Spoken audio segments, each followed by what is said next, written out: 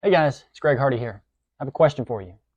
How many of you have purchased a home and it was one of the most stressful events of your life?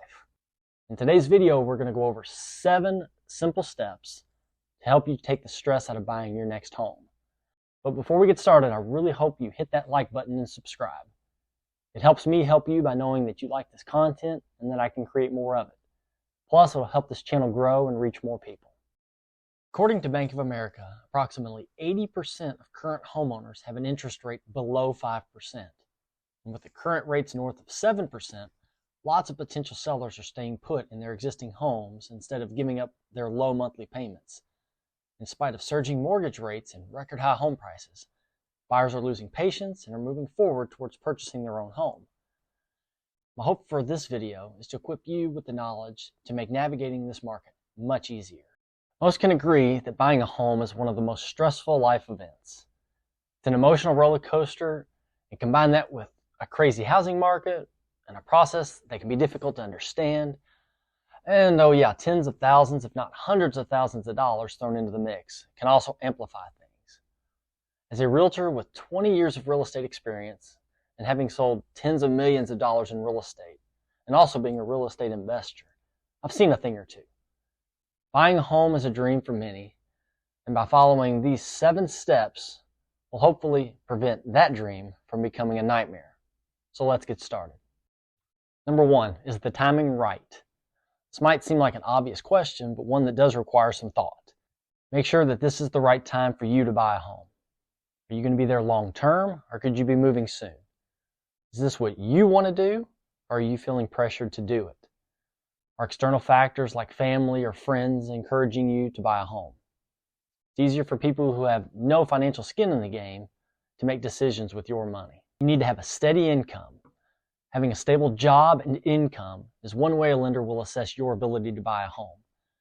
Have you built up enough savings to cover the down payment, closing costs, and inspections?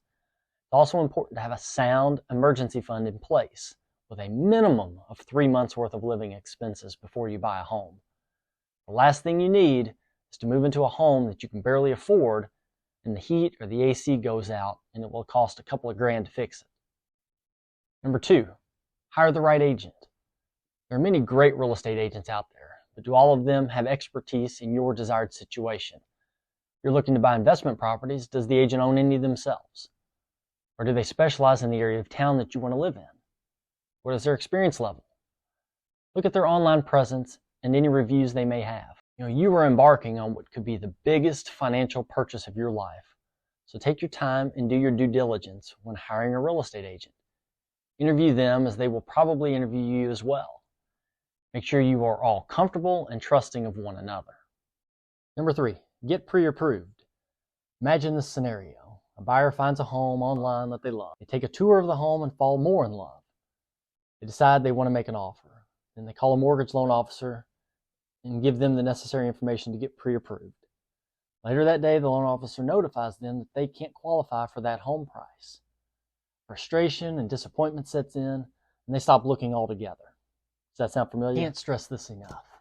Before you ever see a home in person, get pre-approved. Not only does the situation I just described lead to disappointment, but it also wastes time. Your time, your agent's time, and the seller's time.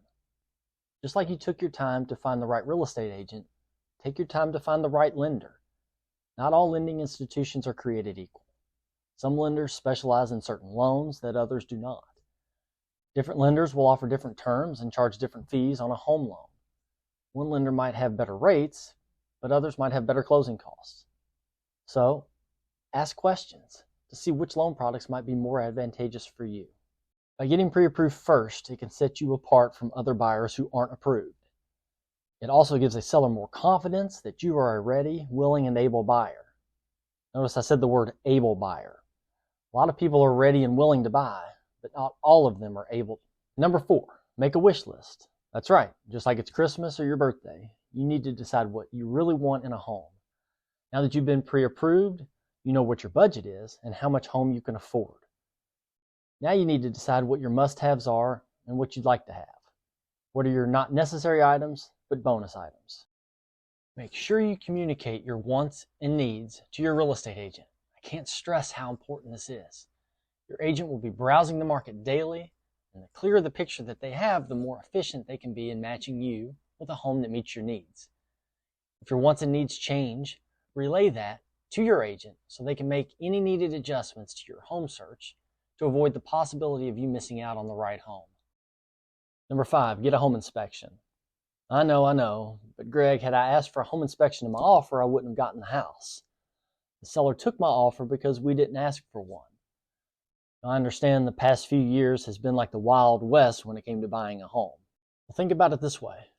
You are about to make the single biggest financial purchase of your life.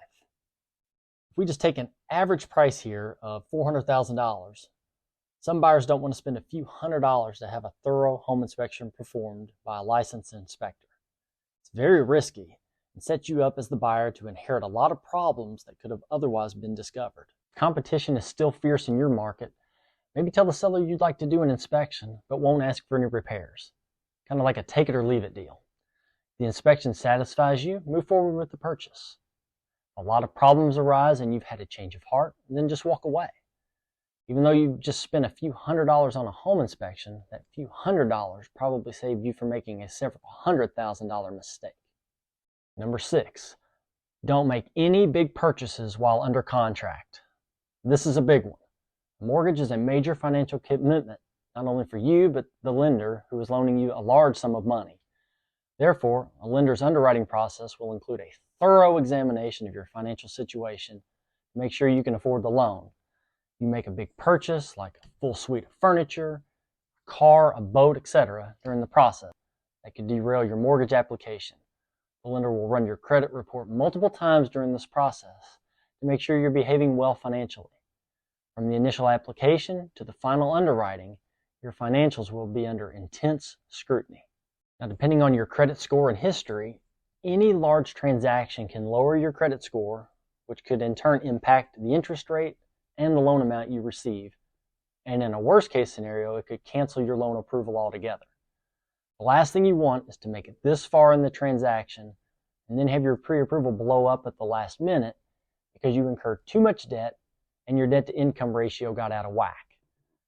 If the purchase is necessary, speak with your loan officer first to see if and how it will impact you and if it will jeopardize your ability to buy the home. And on a side note, to avoid any delays in the process, if your lender asks you for something, get it to them ASAP. It might seem redundant or a hassle, but if they didn't need it, they wouldn't ask for it. Number 7, do a final walkthrough. The purpose of a final walkthrough is to make sure the home that you're buying is in the same condition or better than when you got it under contract. It's best to do one of these a couple days prior to closing, but it can be done prior to closing. This is the time when you make sure that any and all repairs that were agreed upon during the inspection phase are completed properly. If the kitchen appliances were to remain, you want to make sure that the seller didn't accidentally take the refrigerator. As the seller was moving out, they didn't do any damages to the home, like to the floors or the walls. It's much easier to address issues before you close on the home than after the deal is done. Buying a home doesn't have to be overwhelming. If you overextend yourself, it can be. I've said it before in some of my other videos, but please make sure your total mortgage payments aren't more than 25 to 30% of your take-home pay.